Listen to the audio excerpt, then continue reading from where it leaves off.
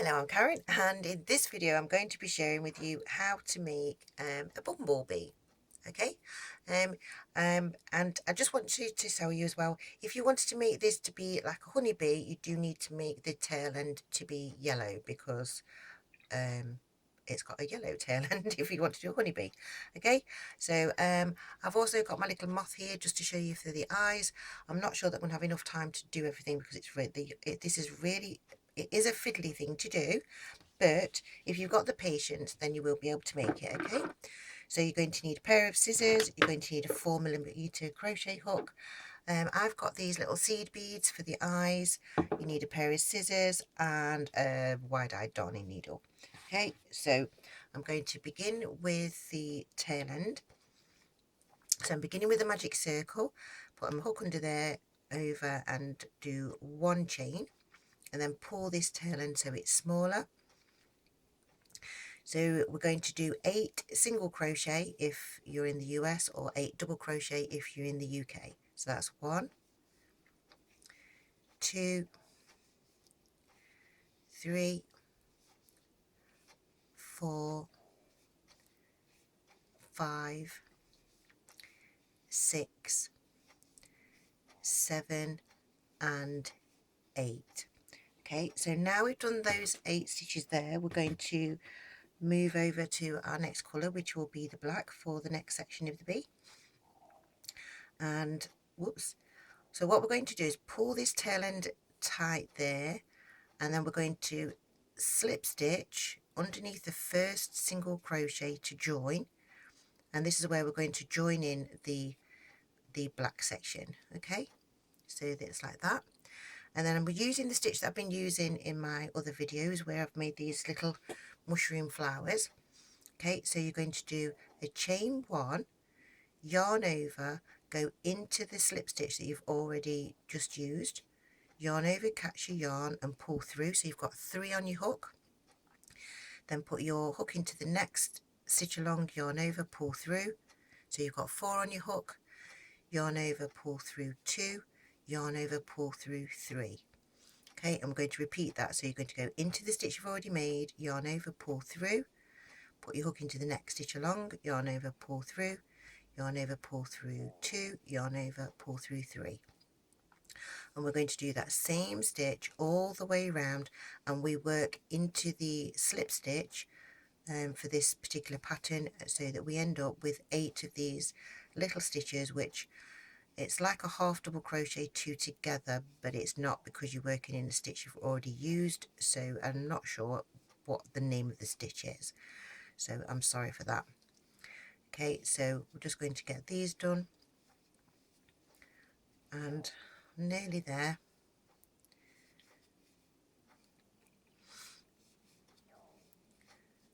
Got one more stitch to go. So into the stitch I've made, yarn over, put my hook into, this is the slip stitch, I know this is loose so don't worry, yarn over, pull through 2 and pull through 3.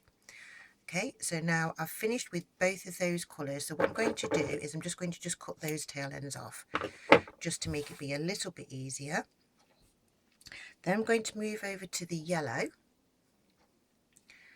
and so now I know that it looks like it's far apart. Don't worry about any of this. So what you're doing is you're looking for the very top stitch of this little like puffy stitch that you've done. So it's not here, it's over there. So yes, it does look like it's far away, but as you tip it and pull everything together, it will join. So you slip stitch the yellow into place. Yes, we've got a gap, and yes, we've got that at the minute, but don't worry. So then we do yarn over, go into the stitch we've already, oh no, telling fibs, telling fibs, no. So we slip stitch together. For this round it's a single crochet round, so we're just going to do the single crochet or the double crochet if you're in the UK. So that's 2, 3, 4, 5,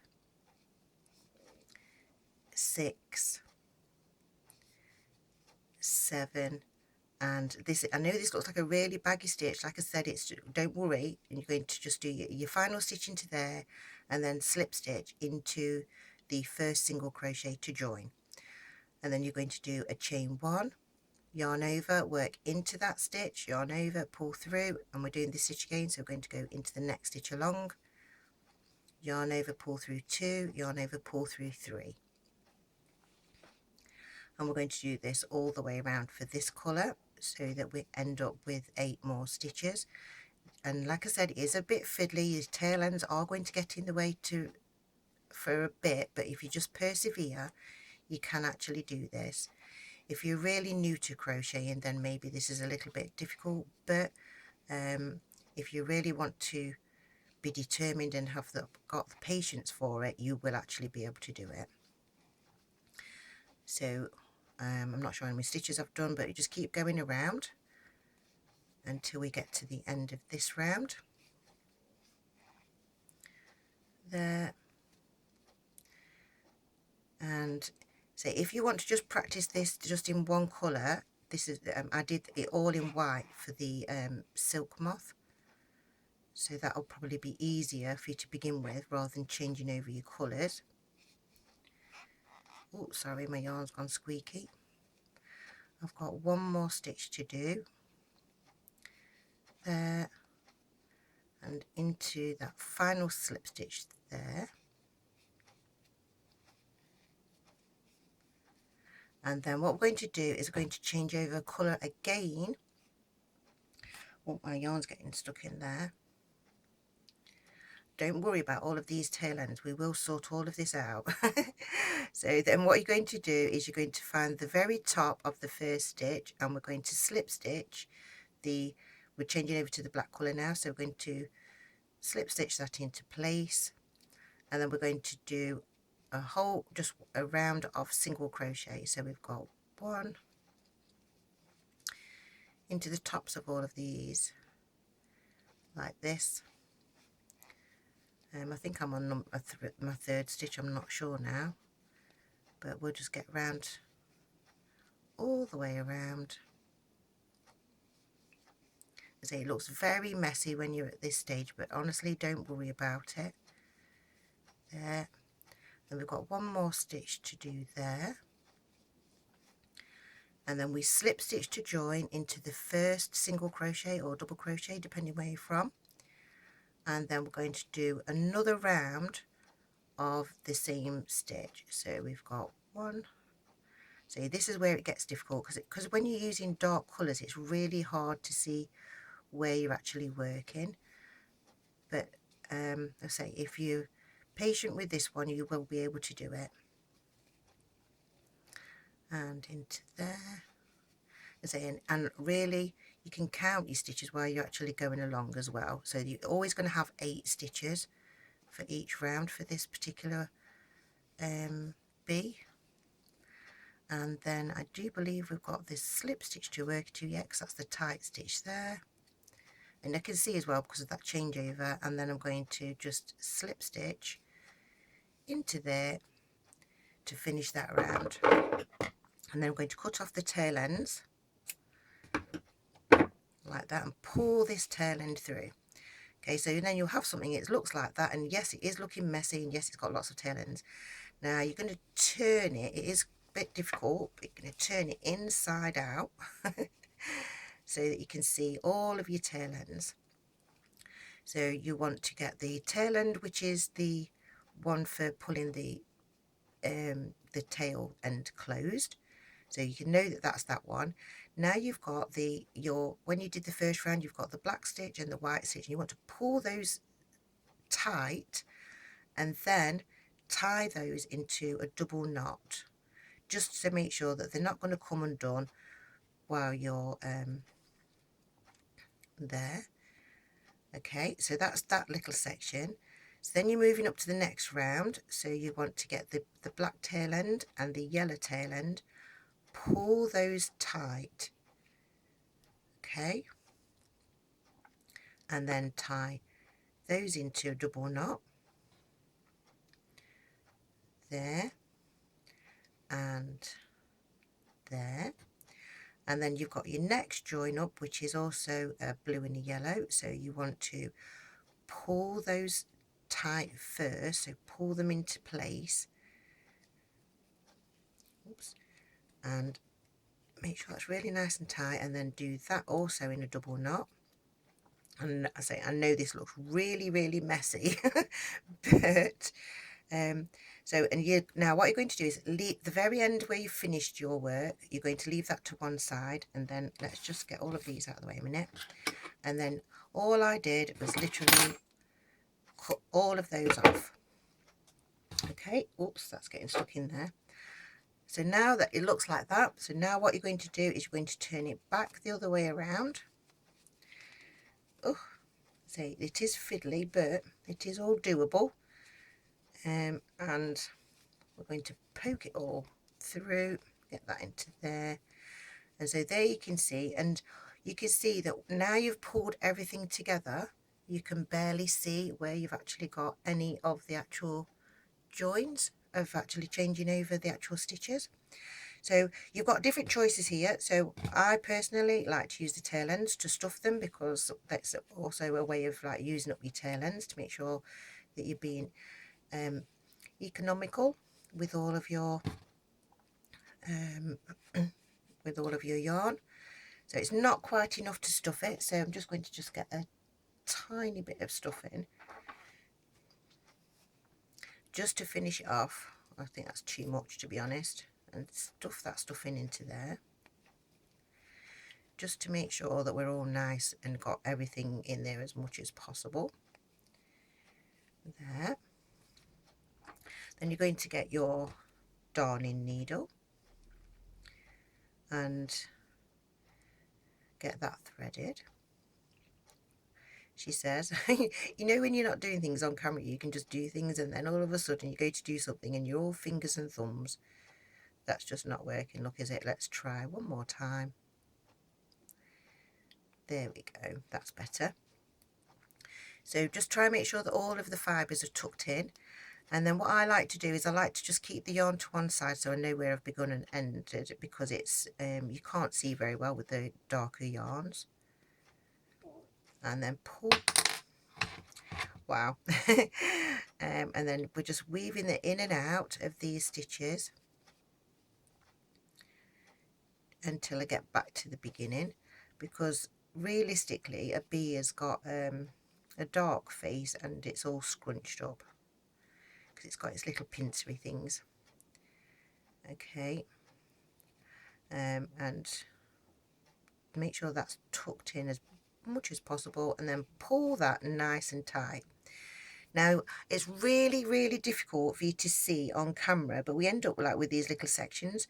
So what I like to do is I just like to just come across and then go right over the middle, because I want to make sure I've got definite bumps for the actual eyes,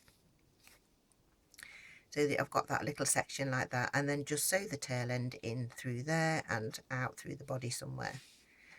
Okay, so that's the main body of the actual bee.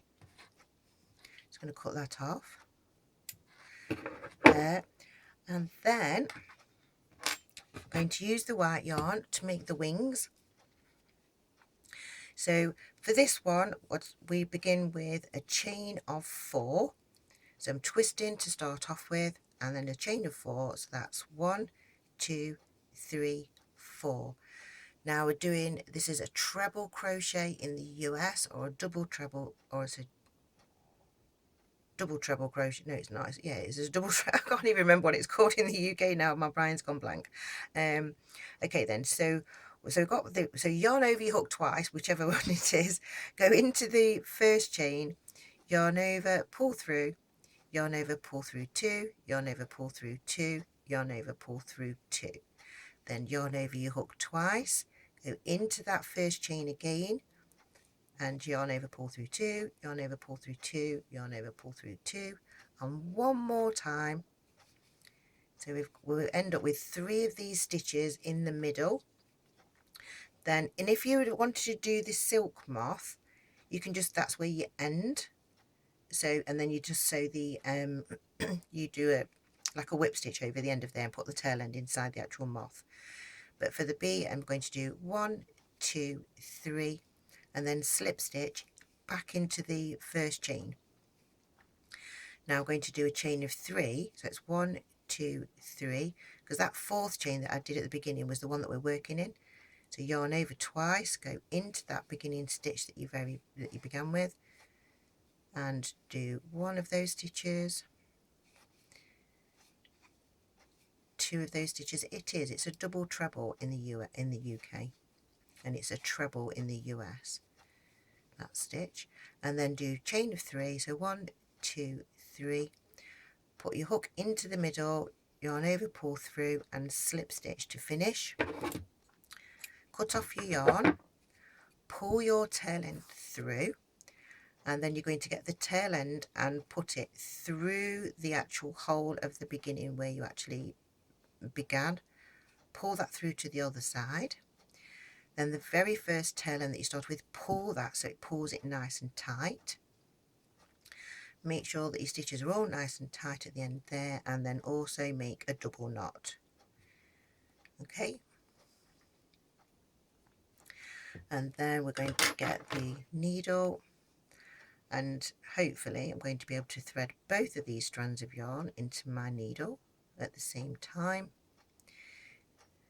There. And then for the actual bee, so what we want to do is, like I said, I want to make sure we've got these, like, I don't know if you can see them. Let's get this silk moth so you can see. So you've got these bumps where you've done your stitch across the middle, and you've got these little bumps, and I want to make sure that the bumps are sticking up, because I want to make sure that they're the eyes. So wherever the bumps are, and then I'm going to go in. So you're going to go into the middle section and just come straight the way through the other side of your bee, and then you've got your wings into place there, because they sit quite nicely there. Don't know if they look a little bit forward on that one, to be fair, but anyway, that's where they are. So then what I did is, so I pull that nice and tight, and then I went back into my work and just came out at a different point, because you want to make sure that this tail end is wrapped around the fibres if you've done stuffing, or the actual tail ends that you've actually used on the inside of your bee. So that, pull that, and then go back into the work, and then just come out in another place, just so that you're wrapping this yarn inside to hold the wings in place. And I'm making it a bit complicated there, aren't I? There we go. And I'm going to go in one more time and come back out somewhere else, like that. And then you can cut off your yarn, or you can come out through the tail end if you wanted to, if the white section, but I'm going to cut my yarn off there. So now we've got the wings into place. So I think they look a little bit further forward, to be fair, on this particular bee, but there's nothing to worry about with that one there. So that's that little bit there. So to do the actual eyes is actually quite a fiddly thing to be doing, to be fair. So I've already threaded my needle. And so what you want to do is you want to go into your actual work, into the dark section, and come out in one of the bumps with your needle. I've already knotted my yarn, so it's going to stay there, but it's going to leave like a tail end sticking out a little bit. And then the easiest way I've found to actually do these beads is to put them inside a dish, so that you can see the holes through the actual through the bead. You can see the dish, so you can actually see it easier. So you put the eye into place, then you're going to just thread your needle literally straight through to the opposite side, because you want your eyes to roughly be matching if you can, and then pull that through there, and then get your next bead. If I can get one so I can see through the center of it. There's one there. Thread that down the cotton, and then I just went back into the same place, and then just so that it's going to hold that eye into place there. And then all I did is I just went in several times just to make sure that this stays in place. So if these are for children, please don't use these beads. And realistically, because I don't think that this is actually something that's really suitable, but if you make sure everything's sewn really nicely into place, then this shouldn't come out. Okay, so I'm rapidly coming out of time. So there we go. So thank you for watching. Thank you for liking. Thank you for sharing. Thank you for subscribing. One more tiny detail that I've almost forgotten. So if my camera cuts out on me, I'm really sorry. But using one of your tail ends, you're just going to get that, thread that just literally above where you've done the eyes.